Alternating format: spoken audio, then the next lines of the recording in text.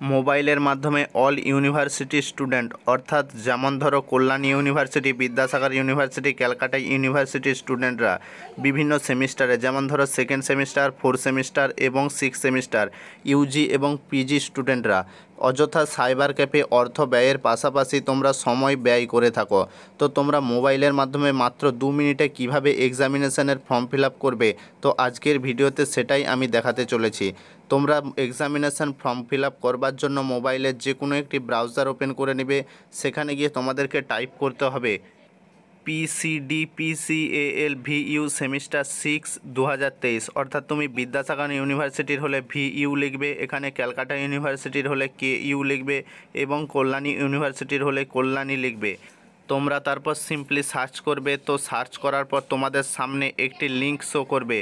তো এই লিঙ্কে তোমরা সরাসরি ক্লিক করে দেবে। এখানে লিঙ্কটি শো করবে নীল ধরনের। তো এই লিঙ্কে তোমরা সিম্পলি ক্লিক করবে। ক্লিক করলেই তোমরা অফিসিয়াল ওয়েবসাইটে অর্থাৎ এক্সামিনেশন ফর্ম ফিল আপের ওয়েবসাইটে তোমরা পৌঁছে যাবে। তো তোমরা ওয়েবসাইটে পৌঁছানোর পর ডান দিকে এখানে দেখতে পাবে যে রেজিস্ট্রেশন নাম্বার, তোমরা রেজিস্ট্রেশন কার্ড অনুযায়ী নম্বরটি এখানে বসিয়ে দেবে। তারপর রেজিস্ট্রেশন কার্ডে থাকা সিজনটা তোমরা এখানে সিলেক্ট করবে।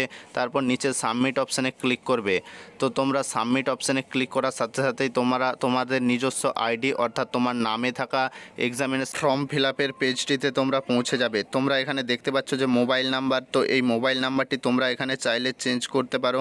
তারপর এবিসি নম্বর, তো এই এবিসি নাম্বারটি তোমরা কোথায় পাবে, কিভাবে তৈরি করবে, তো এটা বাধ্যতামূলক দিতেই হবে। তো এর জন্য আমি একটি ভিডিও তৈরি করে রেখেছি, তোমরা প্রয়োজনে ডেসক্রিপশন বক্স থেকে দেখে নিতে পারবো।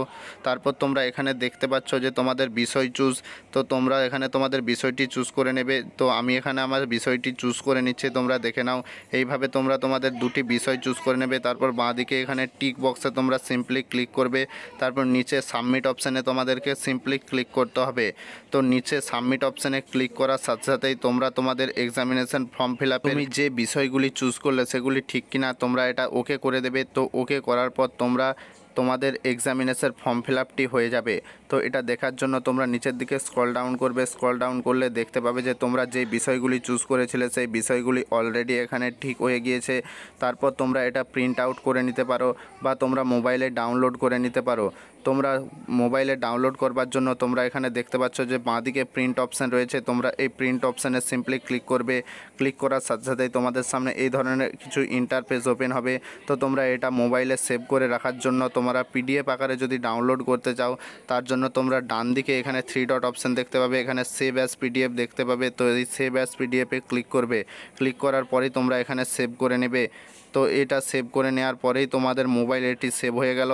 তারপর তোমরা এটা যে কোনো তথ্যমিত্র কেন্দ্রে একটি প্রিন্ট আউট করে নিতে পারবে। ওই ফর্মটিতে সিগনেচার করে কলেজে ভেরিফিকেশান করতে দেবে। তারপর তোমাদের অ্যাডমিট শো করবে।